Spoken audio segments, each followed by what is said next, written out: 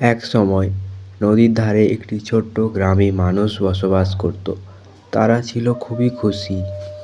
গ্রামের চারপাশে ছিল সবুজ মাঠ ও গাছপালা। সেই গ্রামে বাস করত এক কৌতূহলী ছেলে।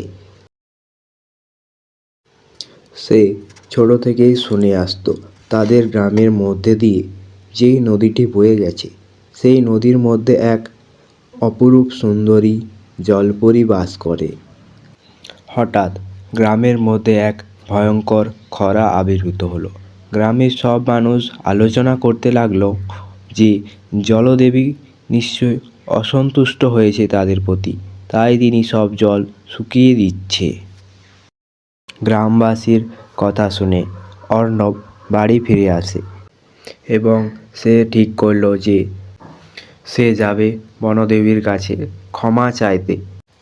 অর্ণব সেই মতো সকাল হতেই নদীর ধারে গিয়ে বসে থাকলো জলপরীর কাছে ক্ষমা চাইবে বলে এবং তাকে বুঝিয়ে সব কথা বলবে। রাত হতেই জলপরী সেখানে আবির্ভূত হলো এবং অর্ণব তাকে সব কথা খুলে বলতে লাগলো। হে জলদেবী, আমরা কি করেছি?